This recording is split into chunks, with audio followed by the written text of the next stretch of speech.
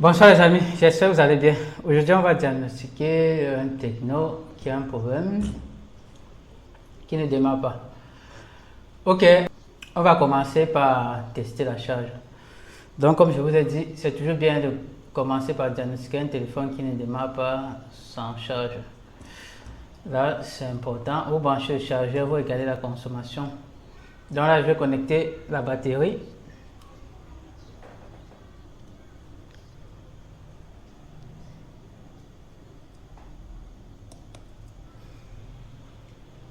Ok, là la batterie est connectée. Je vais tester la charge. On va voir ce que ça donne.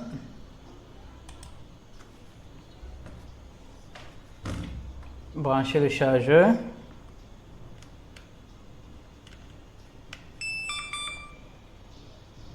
Ok, juste là, vous pouvez voir la consommation. La consommation en charge est faible. On voit que ça consomme 0,600 ampères. Bon, 0,663 ampères. On voit que ça, on a une consommation faible. Si on regarde sur l'écran, on n'a rien. Si on regarde le voyant, est-ce que le voyant brille? Est-ce qu'on a le voyant qui s'affiche? Oui, oui, là on peut voir que le voyant est allumé. Ça indique que c'est en charge. On peut voir que le voyant est allumé, ce qui indique que le téléphone est bien en charge. Ok, après on pourra tester en déconnectant la batterie ou vérifier si la batterie est chargée ou pas. Vous pouvez aussi le vérifier. Là on voit qu'après quelques temps la charge s'arrête. Je vais débrancher, je déconnecte, je peux tester pour voir si la batterie est chargée ou pas. Donc on va tester.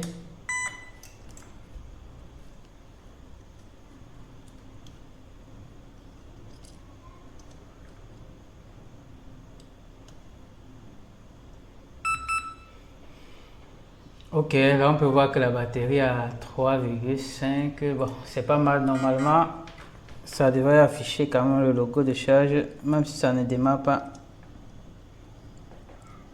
Mais c'est pas le cas. Ok, maintenant je vais tester avec la batterie déconnectée. Là, la batterie est déconnectée. Je vais brancher le chargeur.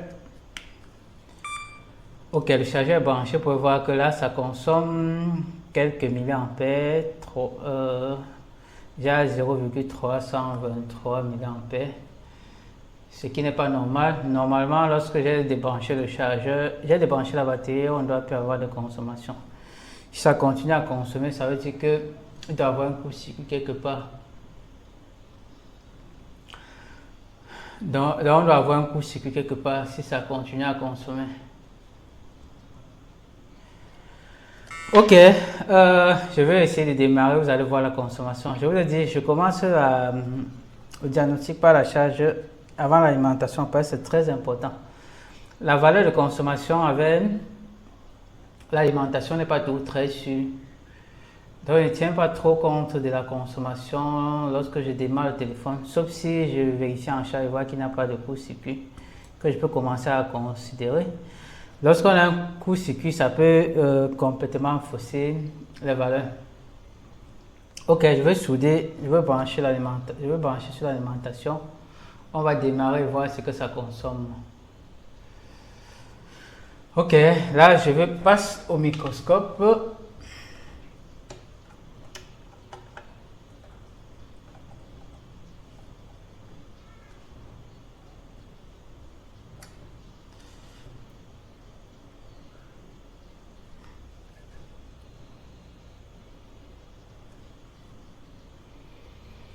Ok, sur le microscope, je vais souder, connecter la batterie.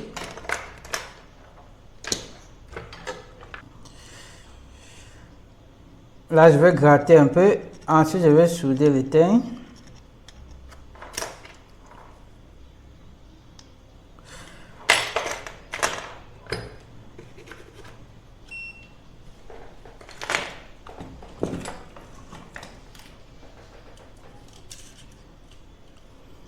Je soude un peu l'étain. En fait, je mets un peu l'étain.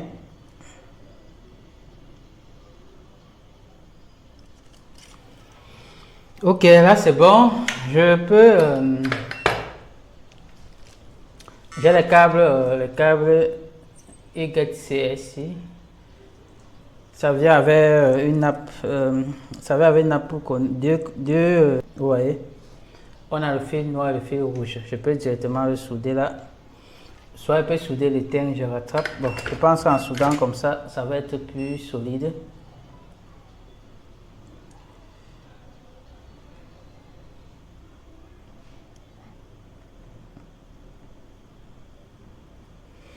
Ok, là c'est bon. Je peux aussi souder, souder la masse quelque part là. Je mets un peu de graisse. Je peux souder la masse quelque part.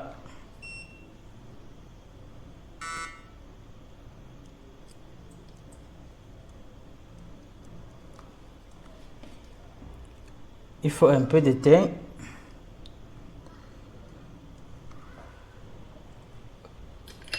Voilà. Ok, là les deux sont soudés. Qu'est-ce que ça donne? Je vais essayer d'appuyer sur le bouton d'allumage. Là, lorsqu'on branche, regardez, j'ai soudé les deux fils. On peut constater que sur l'alimentation, on n'a pas de consommation. Ce qui veut dire que notre ligne principale ici n'a pas de court-circuit. Le court-circuit ici ne se trouve pas sur la ligne principale. C'est pour ça que je commence par tester en charge. Lorsqu'on branche un téléphone jamais en charge, tous les circuits d'alimentation, tous les circuits d'allumage sont activés. Du coup, s'il y a une consommation, c'est facile de savoir en charge que lorsque vous branchez l'alimentation. Ok, maintenant je vais essayer. Je vais appuyer sur le bouton d'allumage. On va voir ce que ça consomme. Qu'est-ce que ça consomme? Voilà, regardez, lorsque j'appuie, on peut voir, regardez, la valeur monte et ça chute. J'appuie.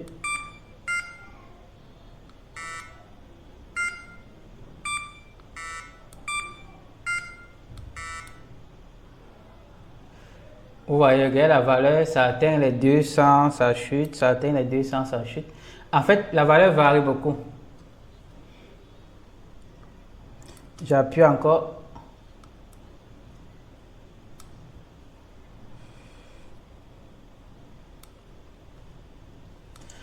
Là, on peut voir que la valeur varie beaucoup.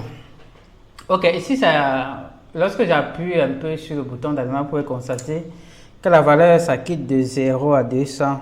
Donc, la valeur grimpe brusquement, ce qui indique aussi un problème de court-circuit. Je vais encore appuyer.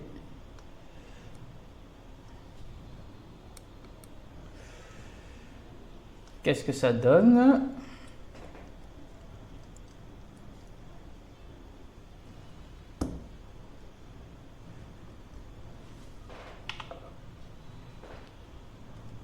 Là, je vais encore appuyer. Regardez.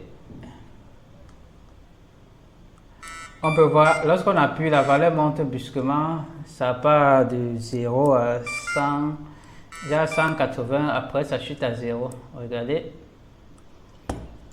Si je reste appuyé sur le bouton d'allumage, je vais rester appuyé dessus. Vous allez voir, ça monte à 200, 146. En fait, ça varie beaucoup. De 0 à 100. Regardez. Ok. Vous voyez, à chaque fois, ça essaie de lancer et ça chute. C'est normal. C'est juste que lorsque le téléphone essaie de démarrer, le CPU détecte un problème. Du coup, ça annule le démarrage. En fait, après, ça fait ça en boucle. La meilleure façon de diagnostiquer le genre de problème, c'est de le brancher en charge. C'est pour ça que je teste toujours en charge. Vous branchez, c'est là que vous pouvez voir la consommation rester stable. Sinon, en démarrant le téléphone et en tenant compte des valeurs, vous allez vous embrouiller. Très important, c'est lorsque en charge, on a branché et testé et voit qu'il n'y a pas de consommation en charge que vous pouvez commencer à vous fier à la valeur de consommation qui s'affiche là. Ok, maintenant je vais déconnecter. Comme je sais que le téléphone a le court-circuit, je vais dessouder et on va enlever le bouclier et on va directement le tester en bas de la caméra thermique. Vu qu'ici déjà on sait que notre court-circuit se trouve sur la ligne secondaire.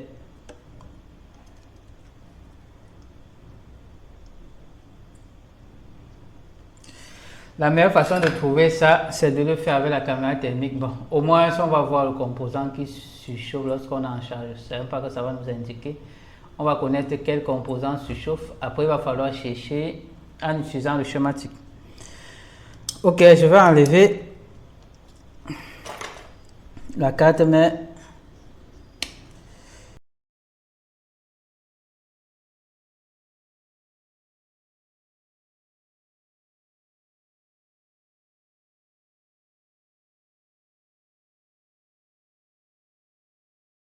Ok, là je mets de côté. Ici on voit bon, le CPU. Ici il n'y a rien.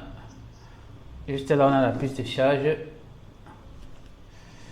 Ça veut dire que le Power IC se trouve ici. Ce qu'on va regarder c'est le Power IC. Vu que s'il y a un problème, c'est une ligne secondaire, c'est le Power IC qui sort toutes les lignes secondaires.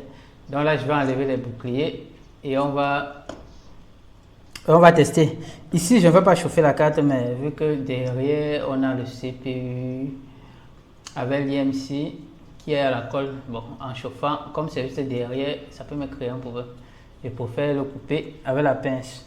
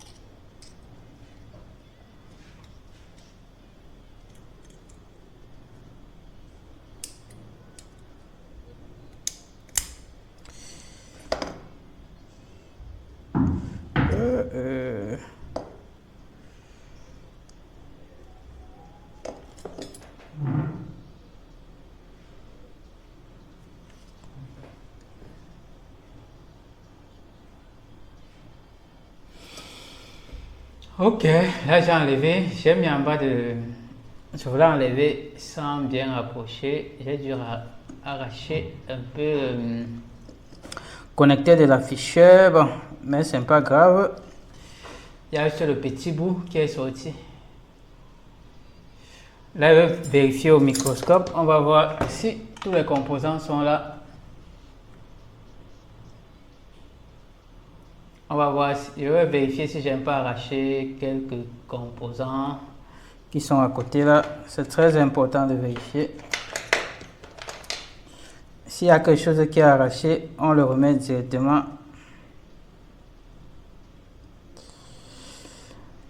Ok, bon, là, tout est bon. Bon, à part le bout du connecteur d'afficheur que j'ai arraché, bon, c'est pas grave. Ça peut tout très bien fonctionner sans ça. Ok, maintenant je vais brancher. Pour voir la pièce qui surchauffe.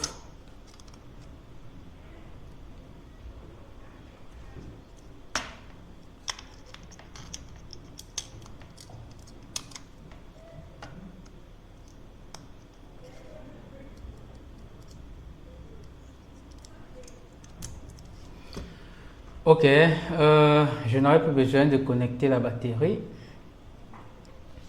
Je vais passer tout de suite. Allons à la caméra thermique.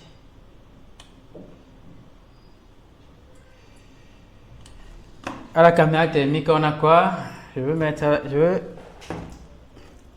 passer en bas de la caméra thermique et je veux brancher le chargeur. On va voir quelle pièce surchauffe. Ok. Là, j'ai mis en bas de la caméra thermique. Si vous regardez, vous pouvez constater qu'il y a une consommation. Regardez, ça consomme, on peut voir ça surchauffe là. Et c'est bien sûr le Power IC. C'est bien sûr le Power IC qui chauffe. C'est le Power IC qui surchauffe. On peut voir que ça en charge et la température Power IC est élevée. Généralement, le Power IC chauffe pour une raison. C'est juste qu'il doit avoir une de ces lignes secondaires qui a un problème, du coup, ça chauffe. Il doit avoir une ligne secondaire qui a un court-circuit, c'est ce qui fait généralement chauffer le Power IC. Donc on doit avoir une ligne secondaire qui a un court-circuit, c'est ce qui le fait surchauffer. Je pourrais aussi le tester avec la Sprite.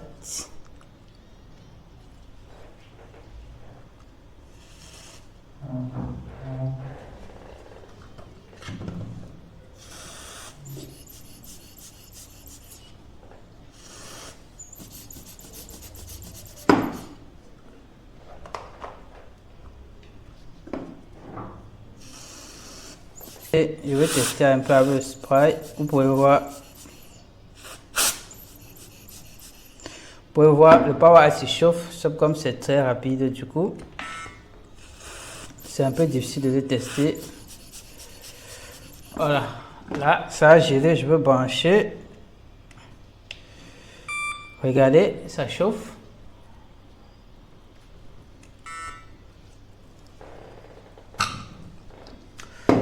Ok, ce que je vais faire, comme je sais déjà que c'est une ligne secondaire qui a un problème, je vais vérifier. Donc là, je suis obligé d'aller sur le chemin et vérifier les lignes secondaires pour voir quelle ligne a un problème. Ok, la majorité du temps avec là, il va aller sur le chemin G7. Donc, on va aller sur Tecno G7.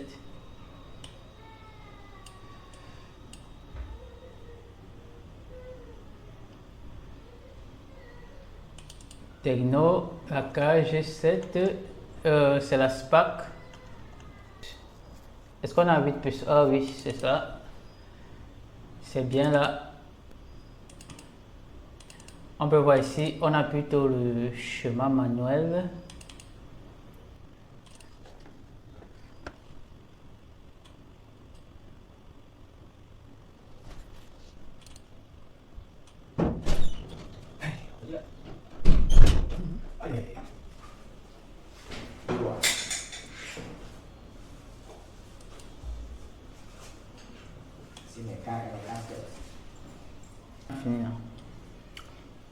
Ok, je vais directement aller sur le Power IC. Bon, ça c'est schématique. Je vais aller directement sur le Power IC et on va vérifier les lignes secondaires. Bon, je pourrais vérifier avec les bobines qui se trouvent là. Bon, ça me perd du temps pour faire aller directement.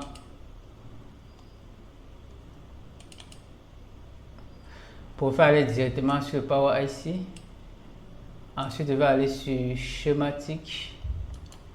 On va chercher Power IC.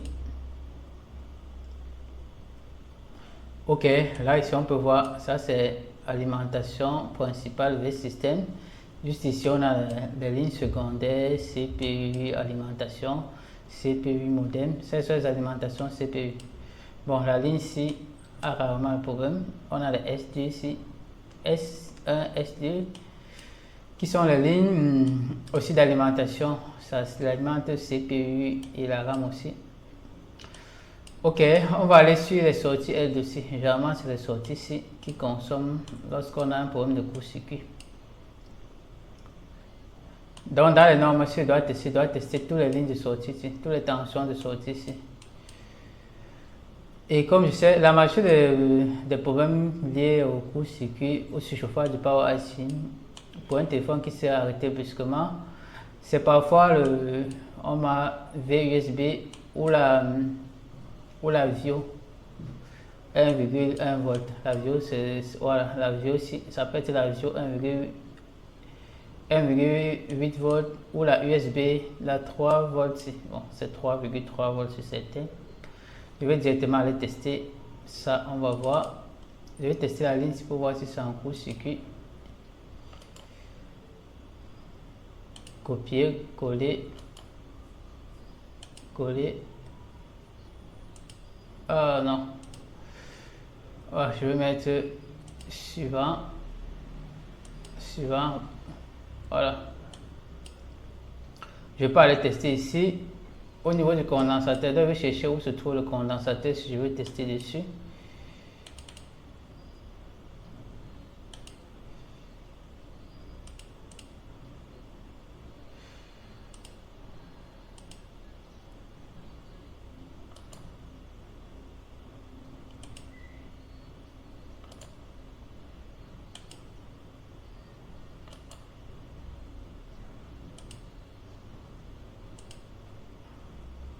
Ça se trouve où? De l'autre côté, juste à côté du CPU.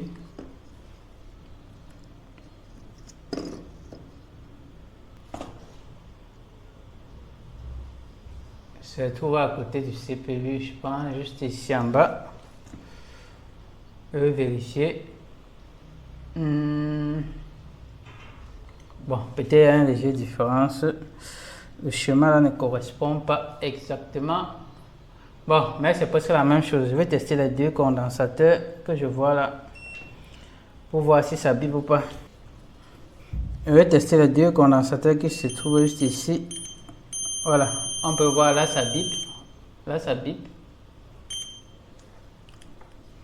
On va tester. On peut voir là ça bip.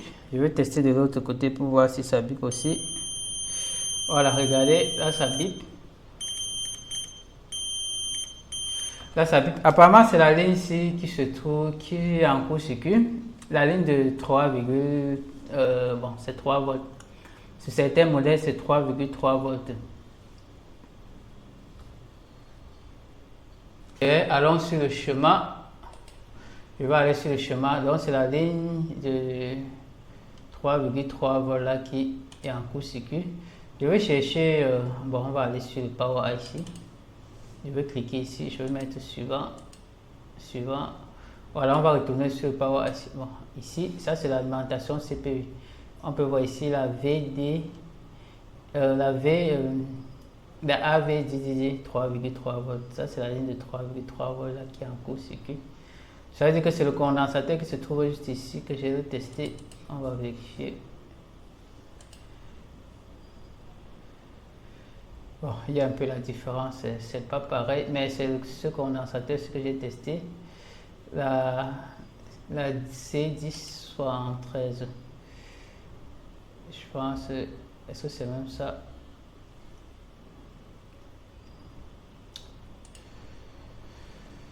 Bon, je pense que c'est ça. C1073. Bon, ça doit être ça. Ce que je vais faire, je vais aller au niveau du Power IC. Je vais chercher. Je prends la. Bon, je double-clique. VUSB, je mets suivant. Je vais aller au niveau du Power IC. Voilà, au niveau du Power IC. Je vais chercher le pin qui a un problème. On peut voir ici. C'est le pin N8. On peut voir ça, c'est la N+. Je vais cliquer sur la N8. Je vais aller chercher. Je vais aller vérifier ça sur le Power IC. Là, on va voir. Je vais copier, coller. Je vais aller sur suivant. Je vais chercher le pin là sur le Power IC pour voir où ça se trouve. Voilà, on va sur le Power IC. On peut voir que ça se trouve ici. La N. La N8. Vérifiez bien. VUSB.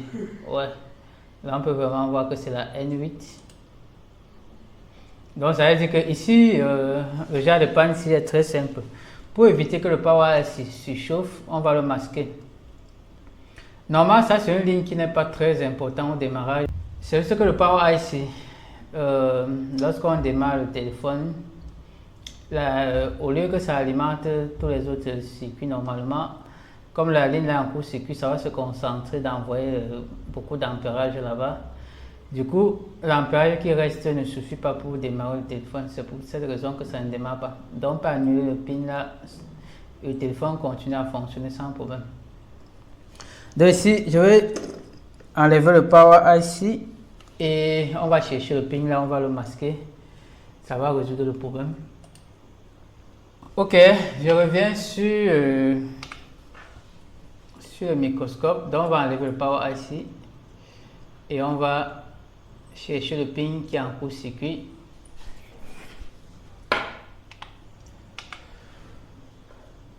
Bon, pour faciliter la tâche, je peux aller sur... Pour faciliter la tâche, je peux aller sur l'autre modèle de la Super 8. La Super 8 là, ça doit être pareil. Hein. On peut prendre un autre Super 8 qui a... Si ça a le chemin en bitmap, c'est très bien. Je vais vérifier, voir.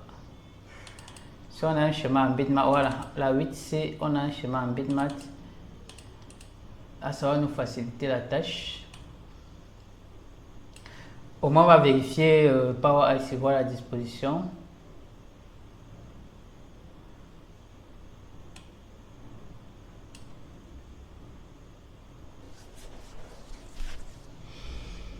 Ok, là je peux aller, bon, même comme ce n'est pas la même disposition, je vais juste voir comment le Power IC est placé. Bon, ce qui est sûr, c'est le même Power IC qui passe sur les deux. Est-ce que vous voyez, ça c'était la N, je vais voir si c'est la même disposition, ça va me faciliter la tâche. C'était la N8, la N là se trouve déjà où là?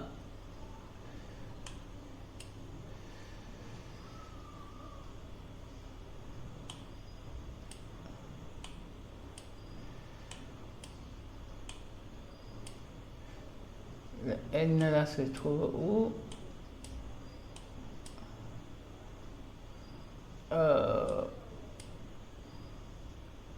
TTM. Oh, peut-être quelque part ici.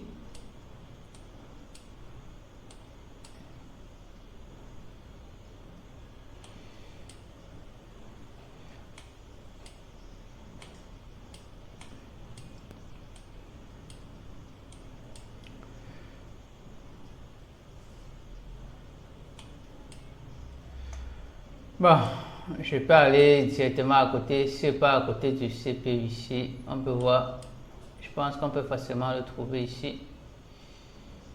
Est-ce que c'est ça? Non. Non, alimentation, ça se trouve où déjà là?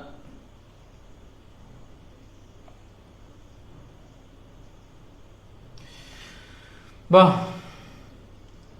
On va passer en espérant que ça soit la même chose avec ce qu'on a sur notre diagramme schématique. Donc on va faire avec ce qui est sur notre diagramme schématique.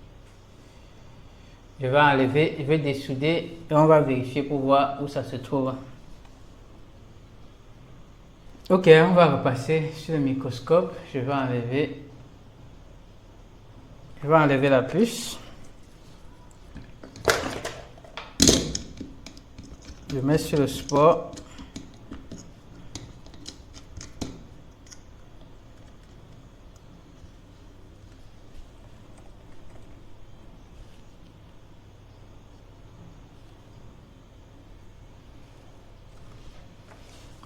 Ok, un peu de graisse.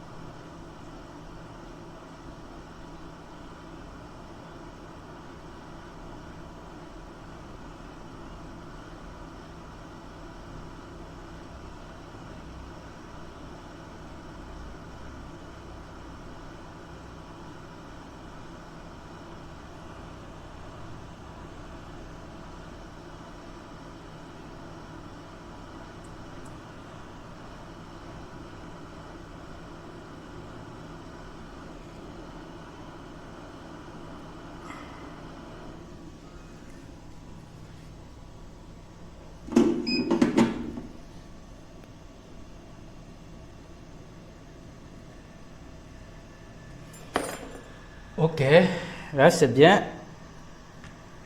J'ai très bien retiré. Là, je n'aurai plus besoin de replier.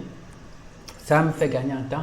Bon, on va aller sur le schématique. On va chercher, voir de quel côté la N8 là se trouve. Ok, là on a un problème. J'ai l'impression que le Power IC là ne correspond pas avec ce qu'on a. Je vais prendre l'autre modèle, voir. Pourtant, c'est la KG7 là que j'ai vraiment pris. Bon, on va prendre la H pour voir s'il y a une différence.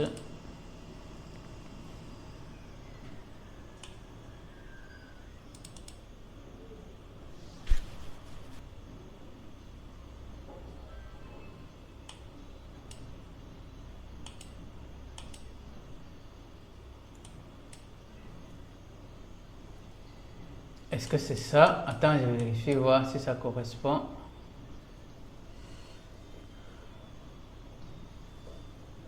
Ah ouais, ça correspond. C'était ceci.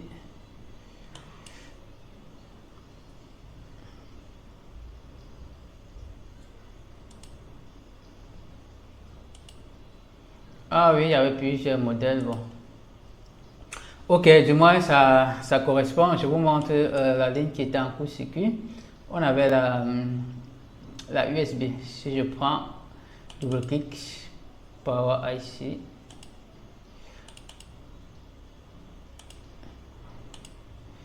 Je double-clic. Je vais coller ici.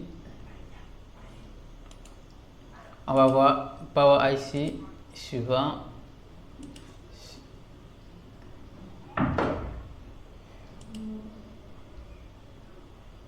Qu'est-ce qui se passe?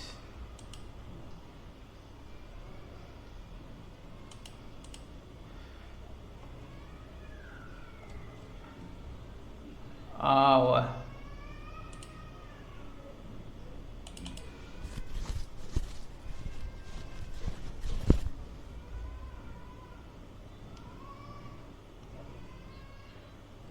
Ok, là je vais coller. On va mettre suivant. On va chercher.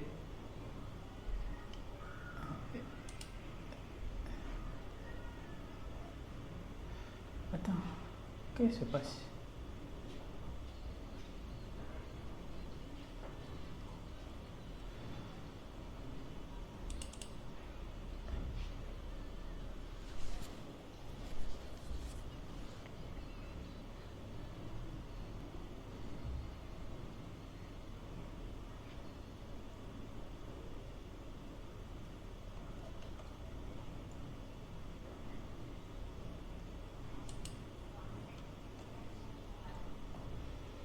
Oh là là, même avec le schéma, si on a toujours un problème, je vais prendre le dernier pour voir si on a la même puce, si on a au moins la même puce, ça va.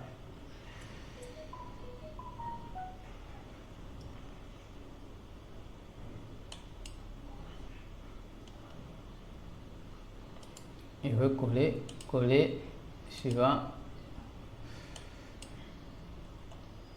Bon, là, il veut voir si on a la même puce. C'est la ligne, la USB.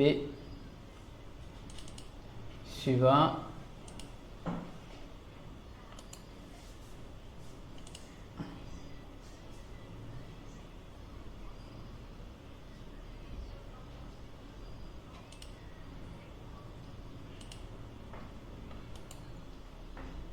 Coller. Ah non. Suivant.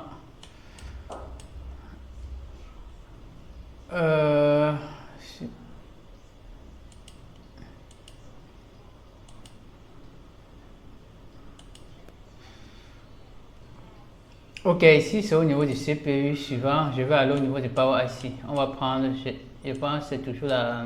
Est-ce que c'est la même chose? Ici c'est plutôt la J14.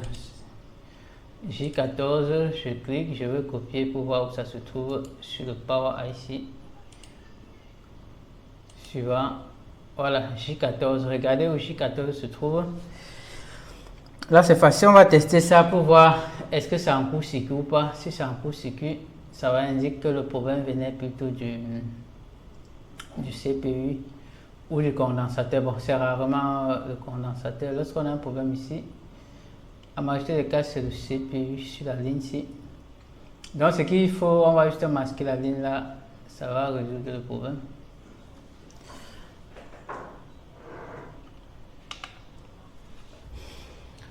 Ok, là je retourne sur le microscope, on va tester. On a vu que ça se trouve juste ici. C'est le pin qui se trouve juste ici. Le pin qui se trouve juste ici.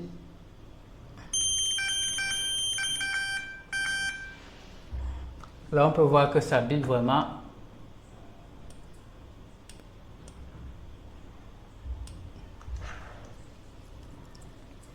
Ok, là, je vais tester. C'est le pin qui se trouve juste ici. Vous pouvez voir, ça bip. C'est vraiment en court-circuit. Ok, si c'est très simple, il suffit de masquer juste le pin là et remettre le power ici. Le téléphone va fonctionner sans problème. Là, je vais juste le gratter et je vais le masquer.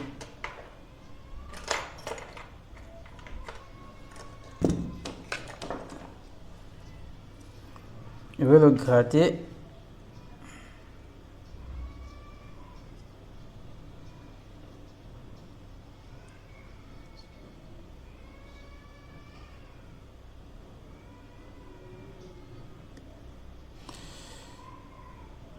Voilà, là c'est bon.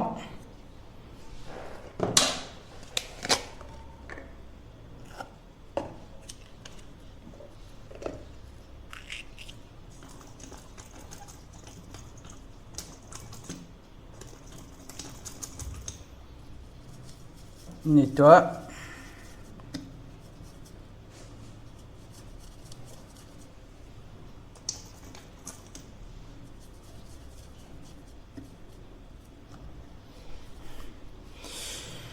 Ok, maintenant je mets un peu de colle UV.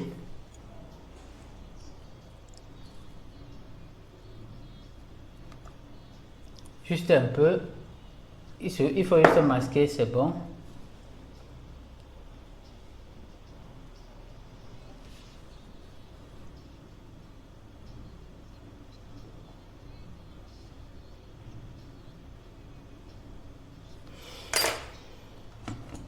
Ok, maintenant il faut sécher.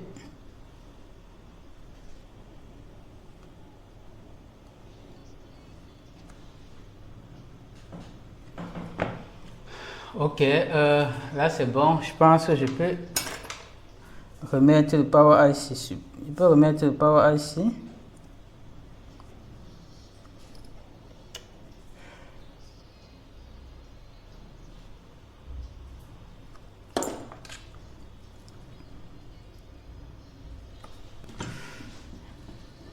Je mets un peu de graisse.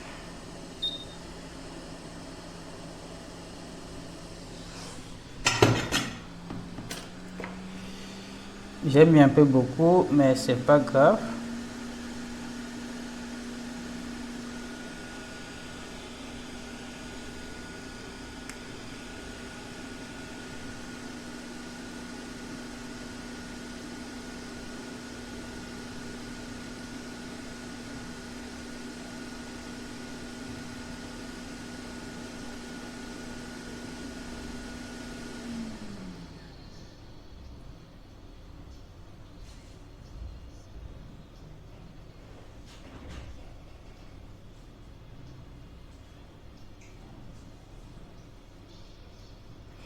Voilà, essaie de bien positionner. Ensuite, tu peux chauffer.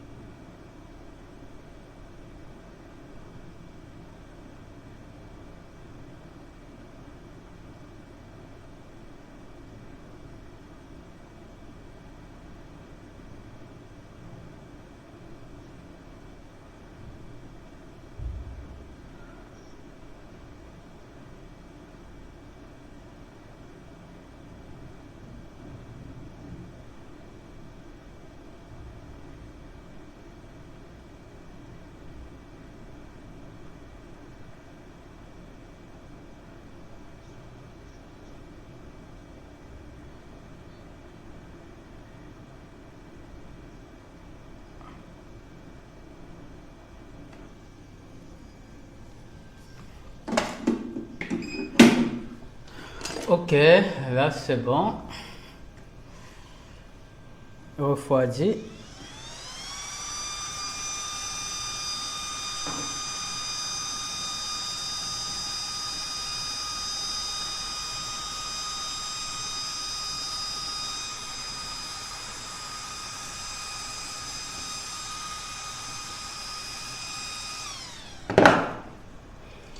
Ensuite, je vais tester pour voir si il n'y a pas un court-circuit, si c'est vraiment bien placé. Pour voir, là c'est bon.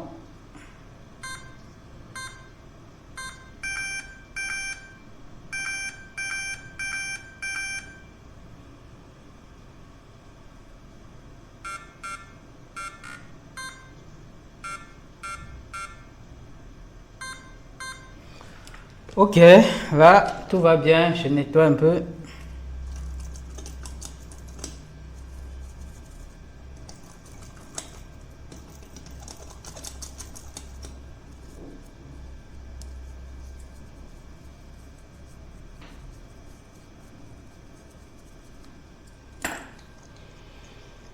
Ok, maintenant c'est bon, on va tester. Là je vais remettre dans le châssis et on va le tester.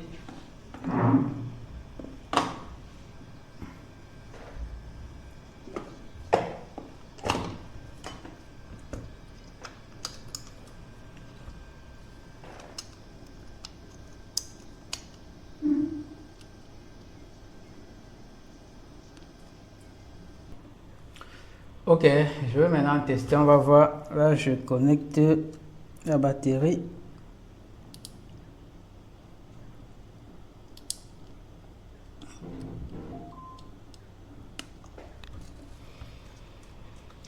Ok, ensuite je vais mettre en charge.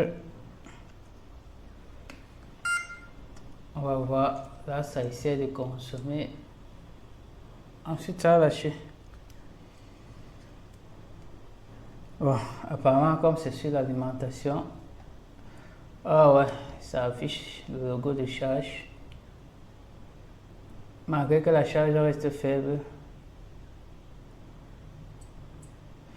Bon, c'est normal, je charge avec la tension, avec l'alimentation.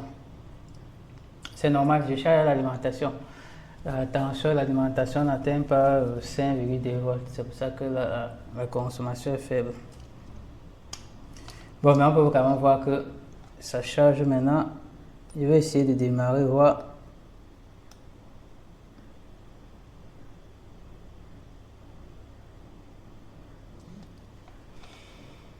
Ok, ça démarre. C'était vraiment la ligne là qui avait un problème.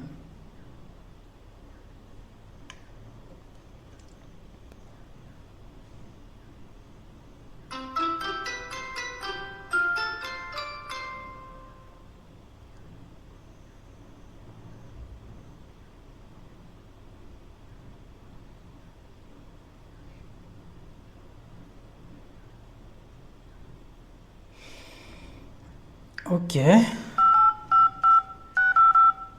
apparemment tout fonctionne bien. On peut voir ça continue à charger malgré que la consommation est faible. C'est pareil, c'est sur l'alimentation que c'est aussi faible comme ça, sinon ça arrête plus. Mais là ça charge sans problème. Ok les amis, c'était tout pour la vidéo. Les problèmes USB sur les Tecno comme ça, c'est jamais... Les problèmes USB en court-circuit arrivent beaucoup plus sur les Tecno, les Redmi, les Infinix, bon, tous les marques là ont jamais les problèmes avec la VUSB qui empêche complètement le démarrage. Ok, là le téléphone fonctionne bien. Ok les amis, j'espère que vous avez compris. À bientôt.